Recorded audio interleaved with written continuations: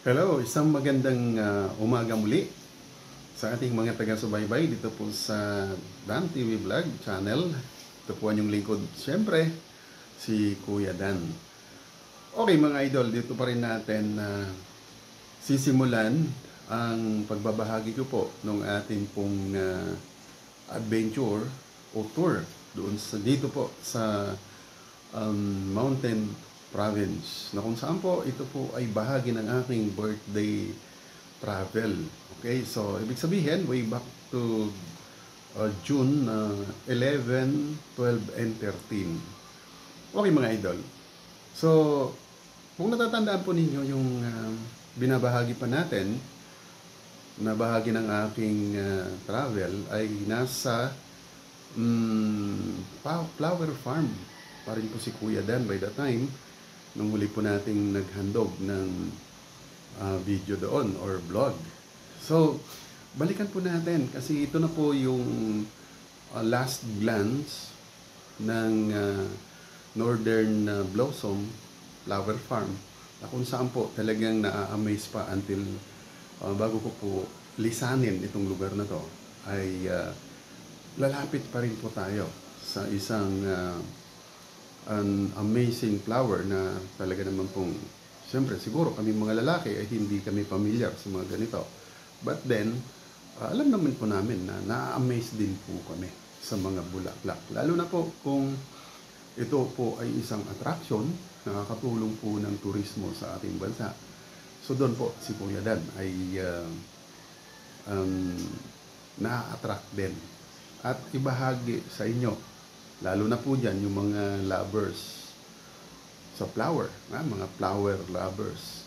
O, most of the Filipino naman ay talagang mahihilig sa bulaklak because ang bulaklak ay very significant po yan.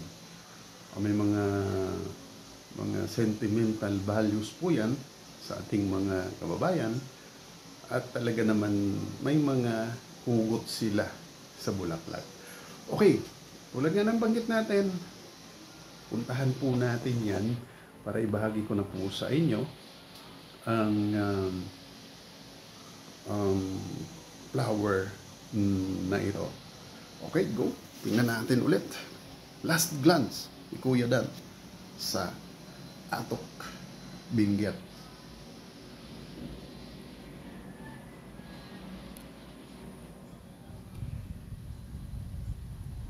Okay mga kaibigan ko, mga Kadan TV,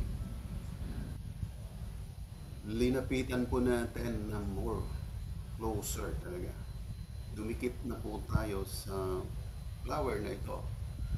So ang description po nito, doon ko na lang po ibabanggit sa aking title. Para naman po while kayo nanonood, i-familiarize po ninyo yan para ma-comment ninyo ano bang tawag niyan sa inyong mga lugar na flower na yan. So ang akin po ritong na-amaze because pag medyo may distansya ka sa kanya, may imagine mo yung kalangitan na kung gabi na malinaw siya, walang kaulap-ulap, sa malayo po tingin mo sa kanya mga bituin. Ayan, kaya nga po decide tayo, lapitan natin. Maliliit lang po siya, although talagang matured na siya, maliliit lang po talaga siya. Ayan ang itsura, tingnan po ninyong mabuti. Baka mayroon kayong tanim niyan. Comment nyo lang, i-share nyo lang kung anong pangalan niyan. Parang nga po talaga siyang mga bituin. Pag ang distance nyo sa kanya, ay at least meron kayong mga 5 meters away from this flower, ay makikita po ninyo na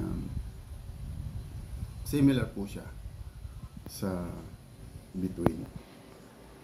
Okay, so lapit pa rin. Mayroon, pag napansin ko rin po sa kanyang leaves, may kahawig po siyang medicinal plant na kung sa amin sa Bicol ay tawagin, ang dahon po niya ay kapareho po siya ng tinatawag sa amin sa Bicol na Arba Buena. Medicinal ano po yun? Medicinal plant po yun. Natatandaan ko po yun. Ako po ay maliit pa. Ginagamot yun ng mama ko sa mga sugat-sugat sa amin, yung mga inuubo-ubo. And ang daming purpose din. So kaya yan po ang isang mga napansin kong karakteristik ng flower na to. Okay, so yan po ang isa sa mga iikot pa rin po naman tayo para makita po ninyo ang iba pang kaakit-akit na mga tanawin o kaparihong flower po niya para naman po lapitan natin na mas closer pa para po ma-identify po ninyo siyang mabuti. Tingnan po natin ang isang flower na to na kung saan very amazing din po.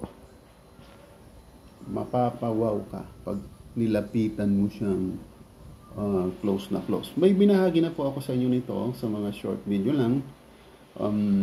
Familiarization o ginamit ko na rin ito sa isang screencasting. Pero po, di po talaga ako na satisfied na hindi po siya dikitan. So ayan po mga idol, di ko rin po ulit dito babanggitin kung ano po ang flower name na yan, and at the same time kung ano po ang scientific name niya. Doon po na lang po yan sa description sa aking pong title and thumbnail. Alright, so dito naman ang napapansin ko po dito sa bulaklak na ito, may tawag dito translucent ba yun or parang luminous color siya, kasi nag-iiba-iba ang kanyang kulay, although they are belongs to one stems, kumbaga sa isang puno, iba-ibang kulay niya. So sabi nung isa sa mga nag-guide sa amin, nagdidepende raw po yan sa panahon. Doon po yan nagbabago ang kanilang mga colors. So parang ano ba yun? Translucent or luminous, whatever. Basta yun po ang mga napansin kong karakteristik ng bulaklak na to. Although nakita po na ninyo yan doon sa mga nakaraang videos ko na ano na po natin yan, nahagip na ng camera natin sa pag-iikot-ikot natin, ay nilapidan po natin para ma-identify natin at makita kung ano maging itsura na yan, karakteristik po ng tanim na to, ornamental na yan. So dito naman po ay may napansin ko, lalo na sa mga leaves niya. Doon po ako particular sa leaves kasi pag wala po yan bunga, mag-guess po kayo, magtsachamba tayo. Ano ba itong flower na to? Ano ba itong tanim na to? Because wala siyang flower. Halimbawa, hindi pa siya bulaklak. So maihahambing ko na naman po siya. Kung familiar din po kayo sa lugar ninyo sa probinsya, ang kanya pong leaves o dahon ay may kahawig siya na medicinal plant din, na kung tawagin din po sa amin sa Tagalog ay yung sambong. Nakalimutan ko rin po yung local name nito namin, yung sambong sa probinsya ng Bicol. Mababanggit ko yan sa live ko, mapapansin ko. Pero yan po ang kanyang napapansin kong similarities. One of the characteristics of this flower, yung kahawig siya ng sambong. Sa Tagalog po ay sambong. Medicinal plants po yung sambong. Ayan, tingnan po ninyo yan, ang mga dahon na yan. So, malaki ang hawig. Pero pag may bulaklak na, yun, ma-identify mo at malalaman po ninyo kung anong bulaklak yan. Okay, so yan po ang aking huling sulyap dito po sa flower farm, dito po sa Atok, Benguet, na ang eksakto pong address po o name ng tourist spots na to, yung Northern Blossom, dito po yan sa Atok, Benguet. At yung pong pinagmamalaki dito na flower farm. Okay mga idol, muli si Kuya Dan TV. Ito po ang huling bahagi na aking pamamasyal dito po sa lugar na to. Okay, abangan naman po yung mga susunod ko pong mga adventure o travel dito po sa um, Benguet. Okay, so next po yata namin dito ay going to Sagada na po kami. So kaabang-abang po ang mga susunod na ibabahagi kong vlog. Okay, so Dan TV Vlog is now signing off. Mega love shoutout po to all my members, super chatters, and of course, yung mga walang sawang sumusubaybay sa Dan TV Vlog channel. Alright, God bless us all. Dan TV Vlog is now signing out.